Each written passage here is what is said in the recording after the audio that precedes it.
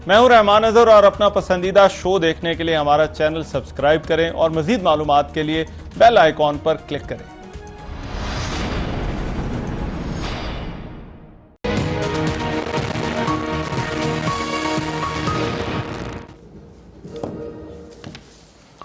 अस्सलाम वालेकुम, आपको आज के प्रोग्राम में खुशामदीद। कौमी सलामती के मामलात पर हुकूमत और अपोजिशन दोनों एक दूसरे पर इल्जामात लगा रहे हैं कि वो कौमी सलामती को नुकसान पहुंचा रहे हैं और इदारों को सियासत में घसीटा जा रहा है। अब हुकूमत ये कहती है कि अपोजिशन अपनी सियासत में मुल्क से दुश्मनी कर रही है, उसे अपना मफाद अजीज और केसेस से छुटकारा चाहिए। साबिक स्पीकर अयाज सादिक के दिए गए बयान पर हुकूमत कानूनी कार्रवाई पर भी गौर कर रही है और वजीर दाखिला ने तो आज जो अपोजिशन के लोग उस बयानिए के साथ हैं उन्हें भारत जाने का भी कह दिया।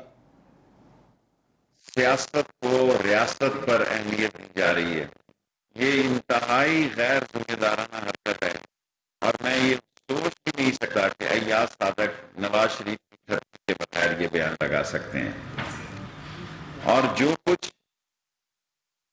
फौज के बारे में एक सोची समझी साजिश के तहत जर्नैलों के और जवानों के दरमियान कहा जा रहा है, ये गैर मुल्की एजेंडा है, इसमें किसी को शक नहीं होना चाहिए। इस इंतजार और खलफशार से ये ना हो कि सियासी कुव्वतों को पछताना पड़े। सियासी बदमाश जो फिर रहे हैं और जो इस मुल्क के इमेज को बुरी तरह से मसख कर रहे हैं, उनकी इजाजत हमारी हुकूमत बिल्कुल नहीं देगी। हम इनको इस किस्म की स्टेटमेंट्स पे हम इनको अकाउंटेबल ठहराएंगे और इनके साथ कोई नरमी बरती नहीं जाएगी। जब वो हमारे हरीफ जो इस चीज के दरपे हैं कि पाकिस्तान कमजोर हो, अगर वो इस चीज के और वो इस चीज के दरपे हैं कि पाकिस्तान को कमजोर करने के लिए पाकिस्तान की आर्म फोर्सेस को कमजोर करना बहुत जरूरी है। सियासत करते वक्त इस चीज का ख्याल रखना चाहिए कि हम किसी तरीके से सियासी फायदों की खातिर अपने मुल्क को नुकसान ना पहुंचाएं और अपना जो मुल्क का इस्तेहकाम है उसको कमजोर ना करें। अपनी फौज के खिलाफ मेरा ख्याल है जो बात करता है उसको बॉर्डर क्रॉस करता है, वो अमृतसर जाते रहे और पाकिस्तान में ना ही रहे। अब दूसरी तरफ अपोजिशन का यह कहना है कि फौज और इदारों को सियासी मामलात में हुकूमत लेकर आ रही है और वो भारतीय मीडिया के बयानात को बढ़ा चढ़ा कर पेश कर रही है और इसकी बुनियाद पर अपोजिशन के खिलाफ सियासत कर रही है। साबिक स्पीकर अयाज सादिक आज ये कहना था कि जो वजाहत उन्होंने अपने बयान के हवाले से करनी थी वो कर दी है, इससे बढ़कर वो कुछ नहीं करेंगे। अयाज सादिक साहब के बयान को जिस अंदाज में तोड़ मोड़ कर पेश किया जा रहा है वो नहायत गैर मुनासिब है। उनकी तनकीद वजीर खारजा के ऊपर थी और वजीर खारजा मुसलसल कई दिनों से ऑपोजिशन पर गद्दारी के सर्टिफिकेट लगा रहे थे। किसी पाकिस्तानी को हक नहीं कि वो दूसरी पाकिस्तानी को गद्दारी का सर्टिफिकेट दे। इन्होंने जो अफवाज पाकिस्तान को मेरे स्टेटमेंट से नत्थी करने की कोशिश की, ये कोई पाकिस्तान की खिदमत नहीं थी। मेरी स्टेटमेंट देखी जा सकती है, सुना जा सकता है और उसमें मैंने इस हुकूमत के बारे में गुफ्तगू की थी जिसको गलत अंदाज में इंडियन मीडिया की स्ट्रेटजी को अपनाते हुए यहाँ हुकूमती लोगों ने उसको मिसरीड किया।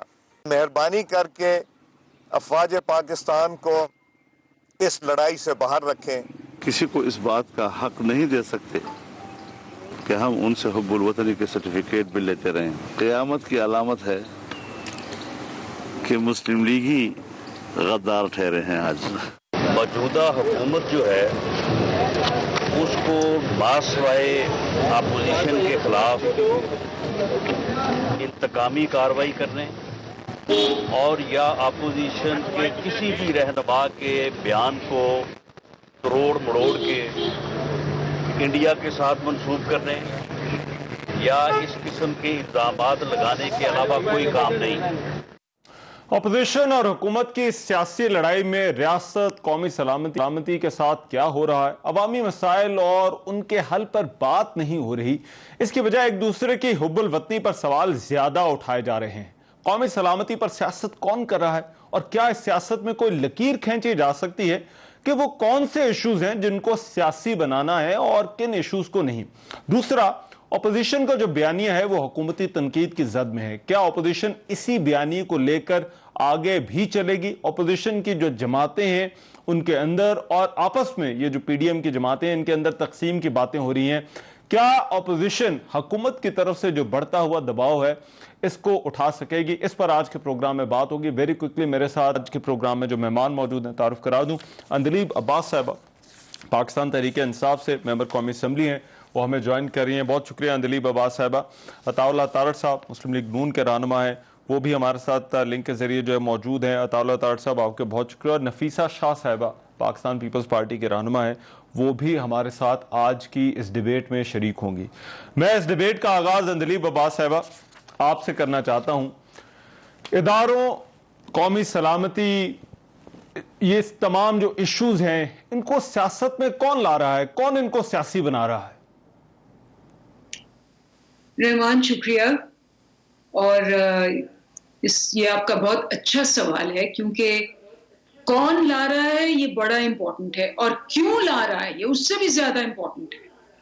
और आपको पता है कि इसका बरमला इजहार जो है वो जो ये पीडीएम बनी है इनकी मूवमेंट में, वो गुजरांवाला में शुरू हुआ, जहां बड़े बार बार एक बात उन्होंने कही नवाज शरीफ साहब ने कि जी हमारा कोई किसी किस्म का मुकाबला इमरान खान से नहीं है, हमारा उनको लाने वालों से। और उसके बाद बड़ा प्लान्ड क्राफ्टेड ये नैरेटिव है कि जी हमने अटैक करना है इदारों को, ये पहला उनका था। उसके बाद मुख्तलिफ तरीकों से मरियम बीबी ने भी और नवाज शरीफ ने भी मुसलसल ये कहा है कि उनका टारगेट, उनका हदफ जो है वो नवाज शरीफ और पूरी उनकी जो नून लीग है उनका हदफ इदारे हैं। इसका मुजाहरा आपने देखा कि उन्होंने क्या किया कायद-ए-आज़म के बाजार पे, नंबर 2।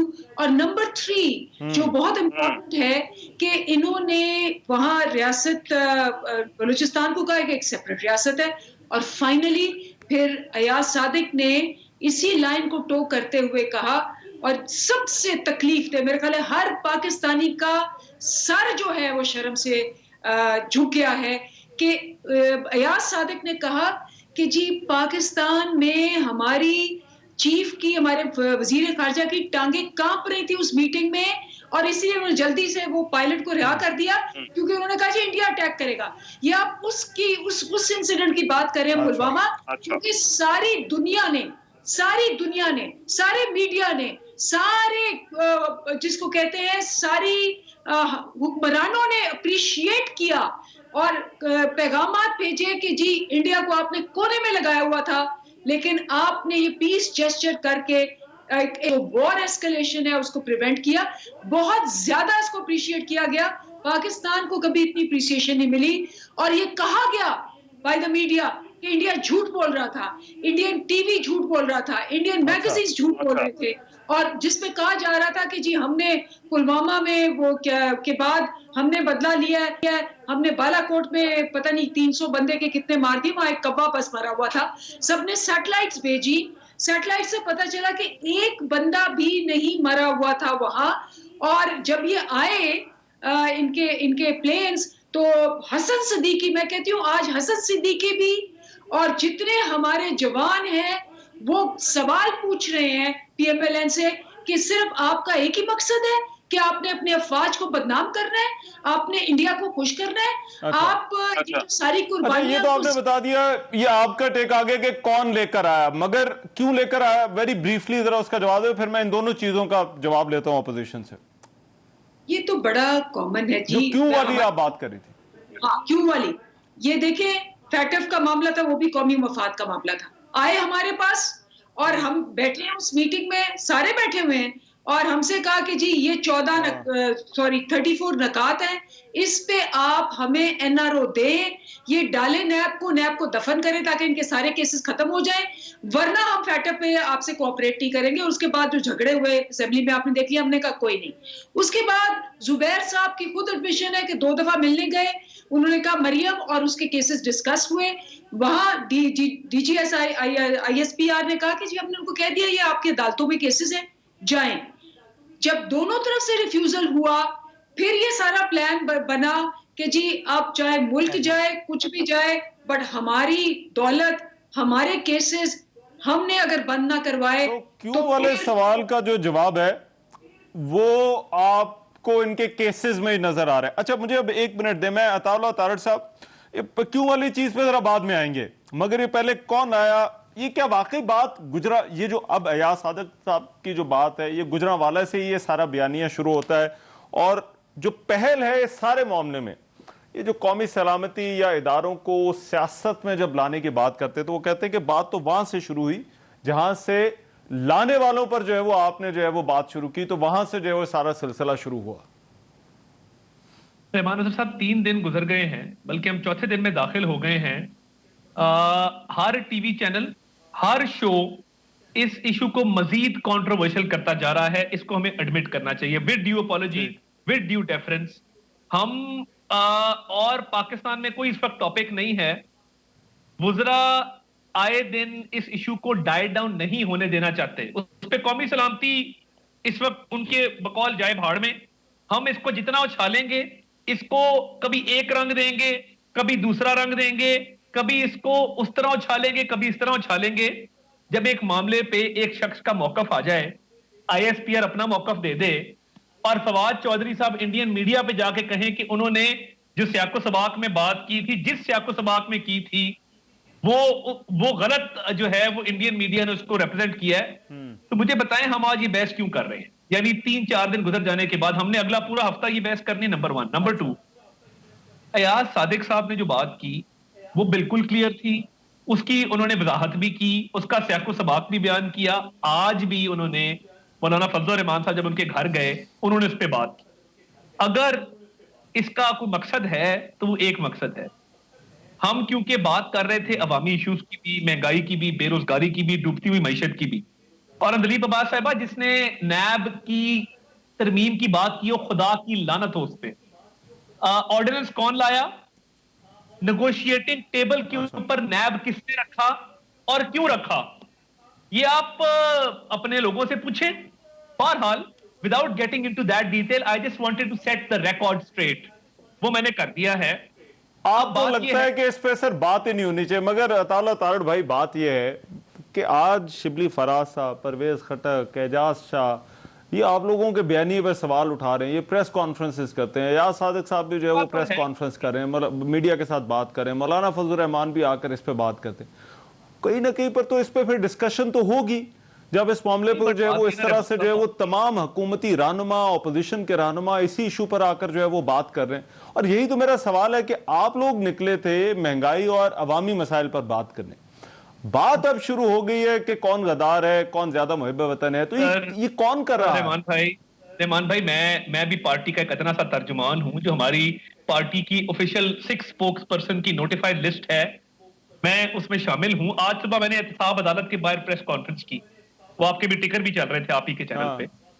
मैंने आटा स्कैंडल की बात की, मैंने महंगाई की बात की, मैंने चीनी की बात की, मैंने बिजली के बिलों की बात की, मैंने डूबती हुई मैशत की बात की, मैंने एहतसाब अदालत की बात की, कार्रवाई की। मगर we make it a point, हर फोरम पे हम आम आदमी के इशू को उठाते हैं। ये जिनको मईशत का पता नहीं है, मिसाके मईशत की बात हमने तब इनसे की थी जब कुछ बिगड़ा नहीं था।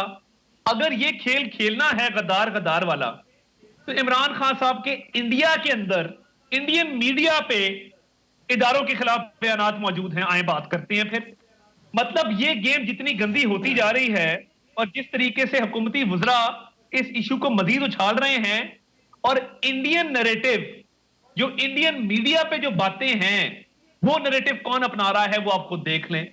अयाज सादिक साहब ने जो बात की, मोहतरमा अच्छा होता अगर वो पूरा क्लिप देख लेती। उन्होंने कहा भारत ने अटैक नहीं करना था और ना भारत की इतनी जुर्रत थी कि वो अटैक करता। ये भी अल्फाज अयाज सादिक साहब के मुंह से अदा हुए ना जी, और वो कोई बात नहीं करेगा, वो सिर्फ अपनी मर्जी का। But let me Nafisa Shah साहबा से उनकी भी टेक मालूम कर लूं, क्योंकि ये बड़ा इंपॉर्टेंट है। नफीसा शाह साहबा, पीडीएम, जाहिर बात है नुकात तो बहुत सारे हैं, वो आप लोगों का एलामिया भी है, मगर बुनियादी तौर पर आप लोगों का मौक़िफ़ यही रहा है कि आप लोग निकले हैं अवामी मसाइल और उनके हल पर बात करने के लिए। आपको क्या लगता है ये गद्दारी, हुब्बुल वतनी की बातें, ये किसने शुरू कर दी और क्यों शुरू हुई?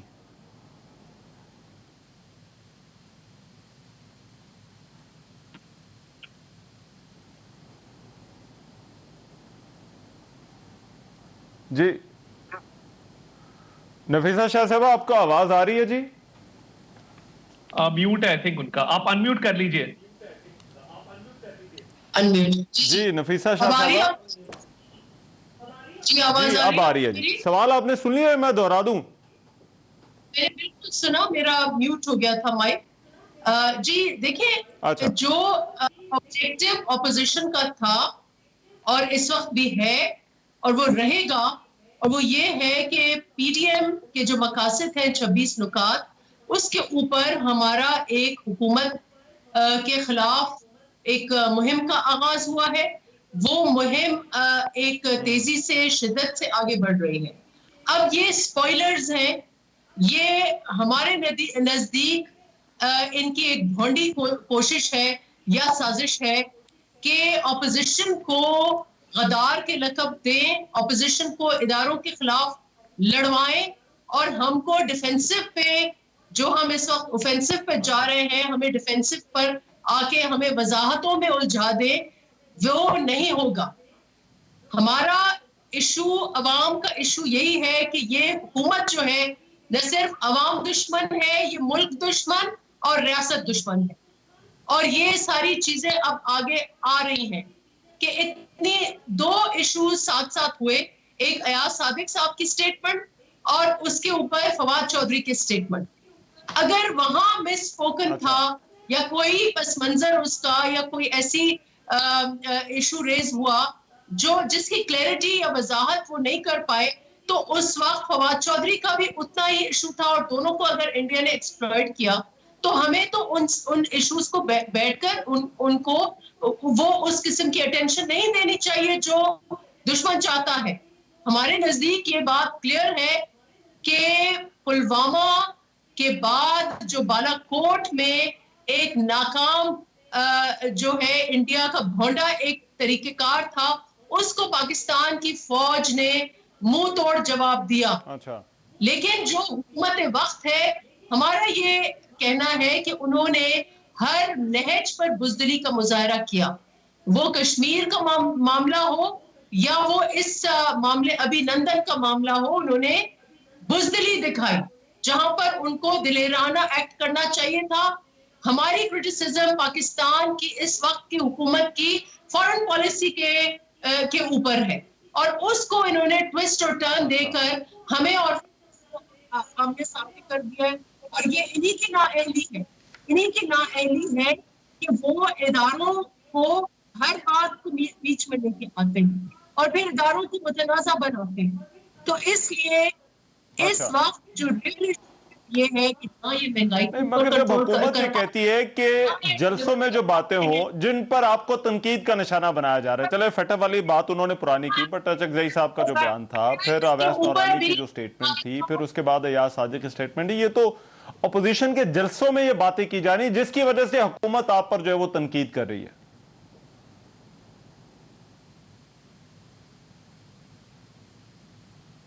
सॉरी जी नफीसा साहबा, जी सॉरी, मैं कह रहा हूं कि हुकूमत का ये मौकफ है कि ये बातें तो आप लोगों के जलसों में हो रही हैं, चाहे वो मियां नवाज शरीफ की तकरीर हो, चकजई महमूद चकजई की बात हो, अवैस नौरानी की स्टेटमेंट हो या अयाज सादिक का बयान हो, तो ये अपोजिशन जो है वो इसमें पहल कर रही है।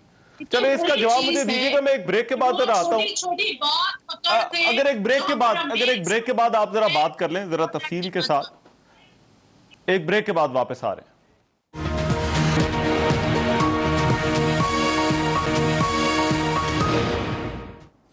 ब्रेक के बाद प्रोग्राम में एक मरतबा फिर से खुशामदीद जी। नफीसा शाह साहबा, वो सवाल जो मैं आपसे पूछा था ब्रेक पर जाने से पहले कि हुकूमत का ये कहना है कि ये फ्रंट तो अपोजिशन ने खोला है अपने जलसों में, असेंबली के फ्लोर पर, जो उन पर जो जलसों में तकारीर हो रही हैं, तो हुकूमत तो सिर्फ रद्द-ए-अमल दे रही है अपना। वेरी ब्रीफली इसको रिस्पॉन्ड जलसों में मेरे ख्याल से या ये सुनते नहीं है या इनको समझ में नहीं आती। जलसों में इनसे सवालात पूछे गए हैं, जलसों में हमें इनसे ये जानना है कि इस मुल्क में जो 2018 में मुल्क छोड़ के गए थे PMLN, या हमने जो मुल्क छोड़ के गए थे 2013 में, उसका इन्होंने जो हशर बिगाड़ा है उसकी हमें बताएं कि ये नाअहली जो है इसको हमें क्लियर करें। हमें बेरोजगारी का जवाब दें, हमें भूख का जवाब दें, हमें अखलास का जवाब दें, हमें आटा चीनी जो इन्होंने गायब किया है उसका जवाब दें, हमें बढ़ती हुई करप्शन का जवाब दें, हमें वफाक को जो इन्होंने कमजोर किया है, पार्लियामान जो कमजोर हुई है उसका जवाब दें। तो मुहिब्बुल वतनी की तो आपको उन सवालों का जवाब चाहिए।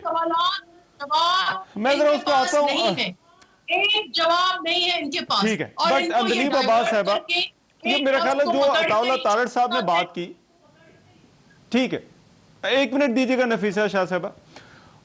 ये अताउल्लाह तारड़ साहब ने पहले बात की, उन्होंने कहा कि वो चाहते हैं, वो वजाहत दे चुके हैं कि ये इशू जो है वो अब खत्म हो, इस पर मजीद बात हो, मगर हुकूमत ये चाहती है कि अपनी सियासत की वजह से इस पर जो है वो इसको और ज्यादा जो है वो बढ़ा चढ़ा कर जो है वो इस पर बात कर रही है और इस पर सियासत कर रही है। क्या वाकई ऐसा कि हुकूमत इस इशू को खत्म नहीं होने दे रही?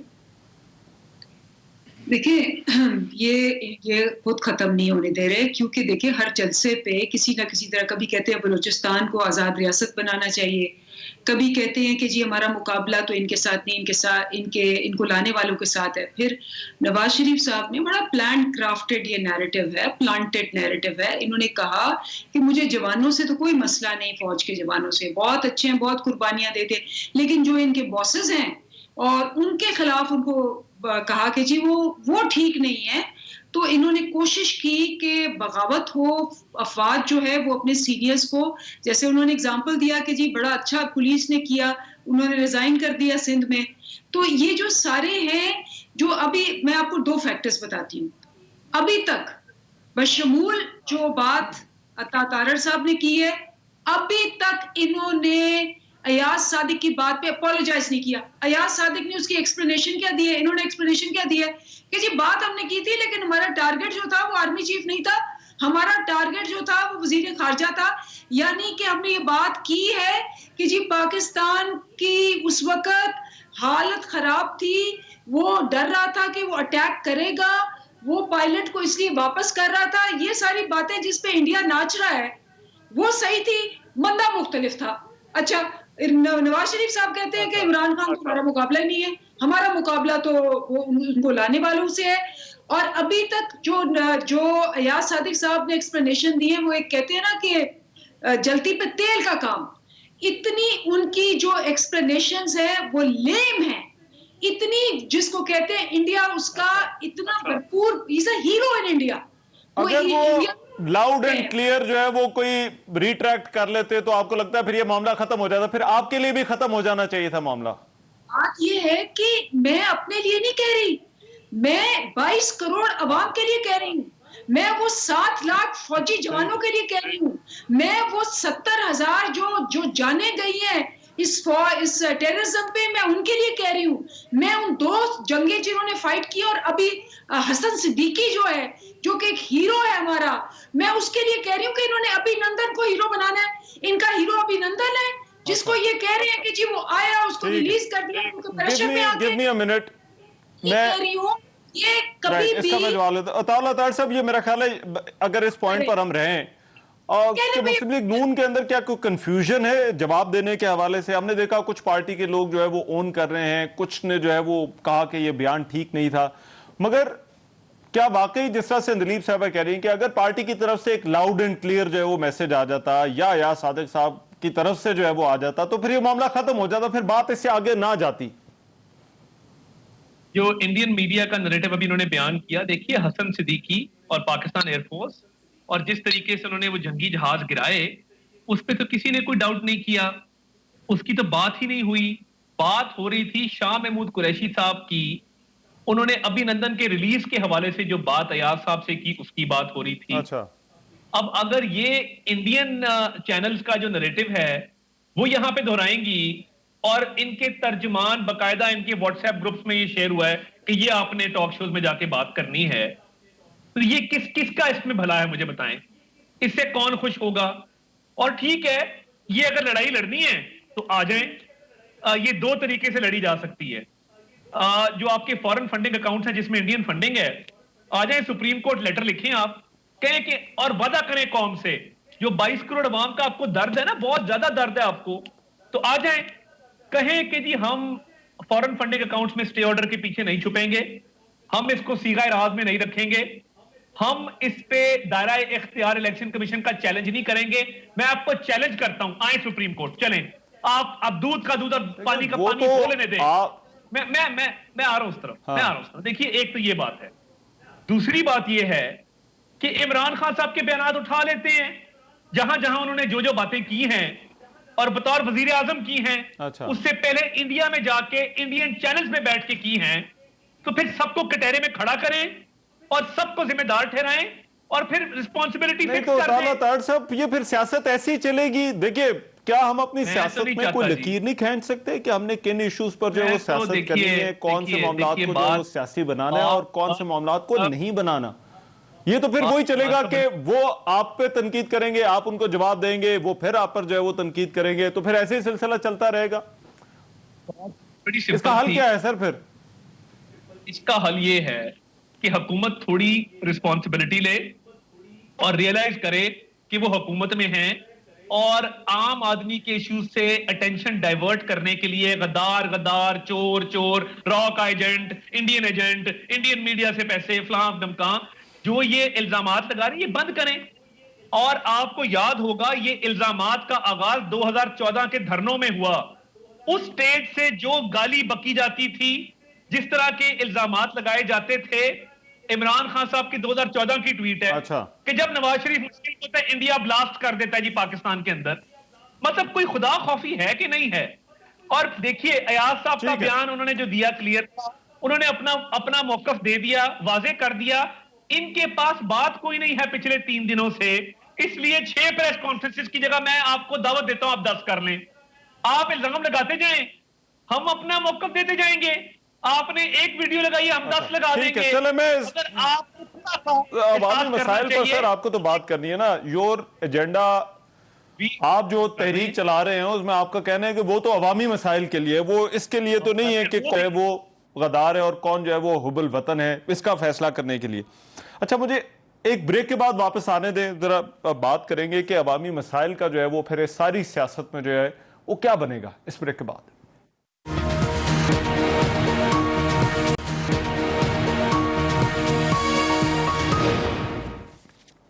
ब्रेक के बाद प्रोग्राम में एक मरतबा फिर से खुशामदीद। कौमी सलामती के मामलात पर सियासत कौन कर रहा है? मैं नफीसा शाह साहब, ये क्या कोई लकीर खींची जा सकती है हुकूमत और अपोजिशन के दरमियान के ये तय हो सके कि कौन से इश्यूज को सियासी कासी करना है, कौन से इश्यूज को जो है वो नहीं करना?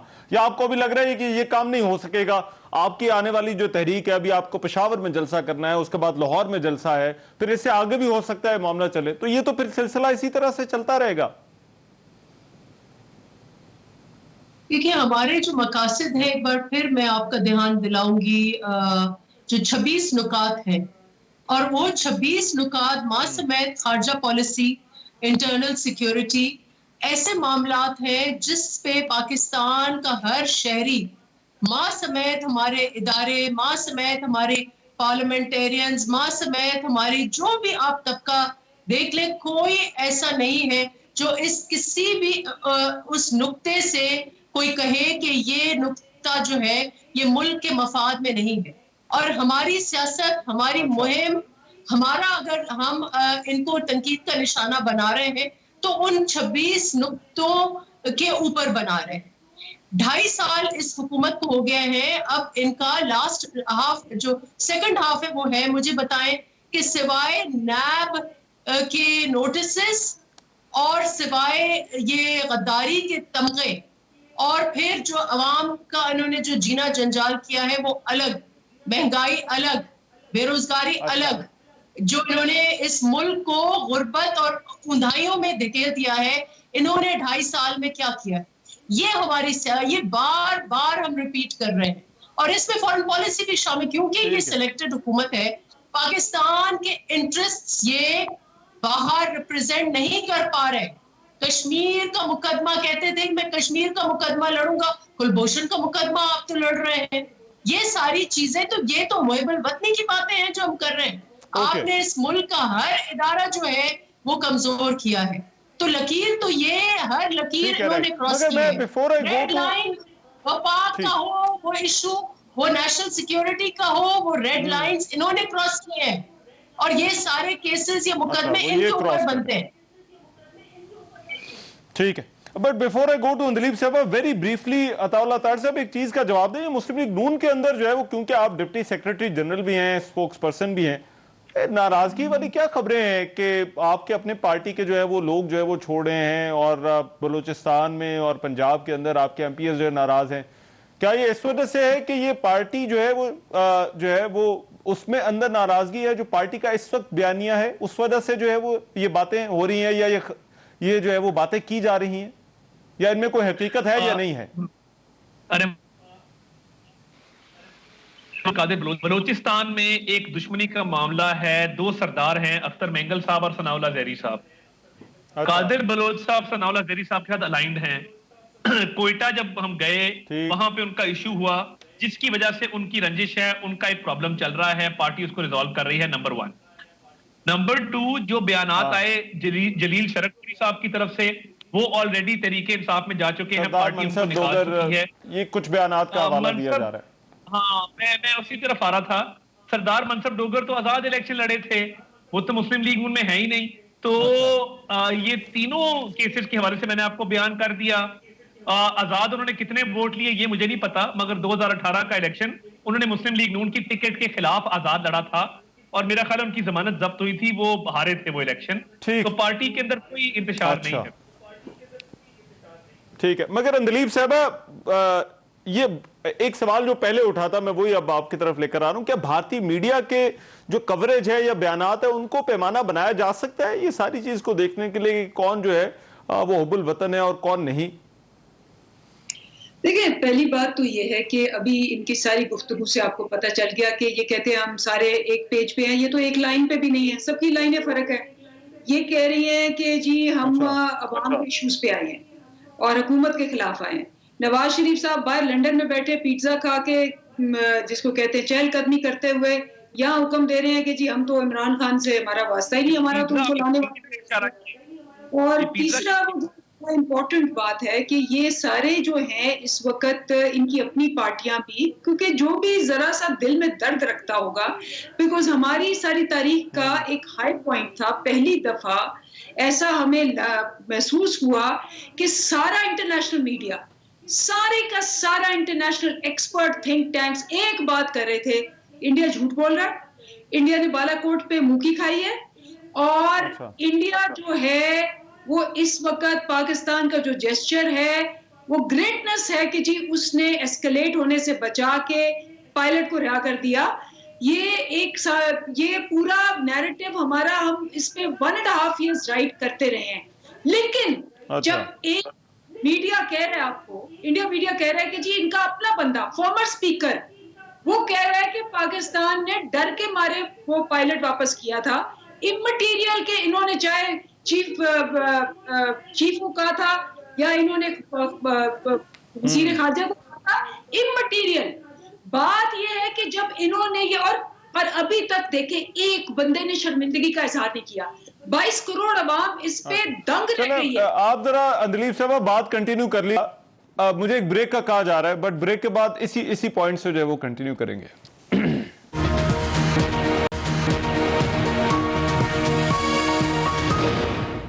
ब्रेक के बाद प्रोग्राम में एक मरतबा फिर से खुशामदीद। अंदलीब साहब, आप अपनी बात पूरी कीजिए, और वही कि फिर इसका हल क्या है सारे मामले का, फिर सियासत में ऐसे ही चलेगा या फिर आपको इसका कोई हल भी नजर आता है जो बातें अभी हो रही हैं?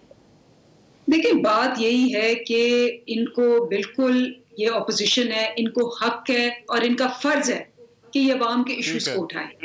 और इनको आप देख लें, मैं तो कहती हूँ असेंबली में आके देख लें, उस दिन भी वॉकआउट किया, कॉलिंग अटेंशन नोटिस था और उसके अवाम के इश्यूज में ही था, बिजली पे था, गैस पे था, प्राइसेस, और वो स्पीकर कहता रहा कि कॉलिंग अटेंशन नोटिस मैं पहले लूंगा, ये लोग वॉकआउट कर गए। बिल्स थे जो हमने पास करवाने थे, जिसमें डिसेबल्ड के बिल्स, बहुत से और थे जो रियल अवाम के इश्यूज हैं, अच्छा, वो वॉकआउट कर गए। ठीक है, सो अगर सीरियस हो के बाहर रहे, ये सियासत करें, इनका एक लीडर जेल में जाता है, ये कहते हैं नैब को बंद करो।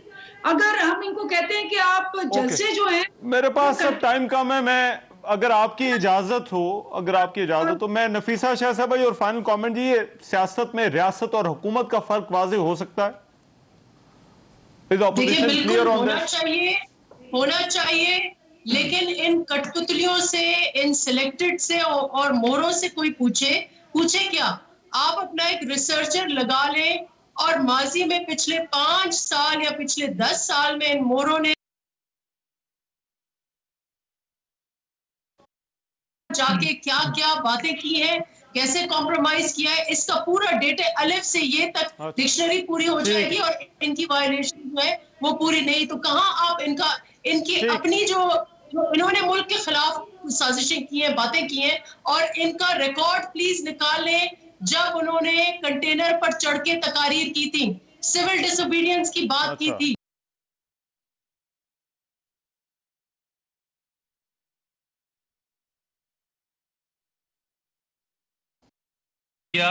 मेरा ख्याल है इनके घर जाने से, और ये जो सियासी नाबालिग हैं, इमेच्योरिटी का सबूत देते हैं, नेम कॉलिंग करते हैं, झूठे इल्जामात लगाते हैं, मेरा ख्याल है इनके घर जाने से बहुत सारे मामला रिजॉल्व हो जाएंगे। जिस दिन घर चले गए जापान और जर्मनी का बॉर्डर इकट्ठे करने वाले।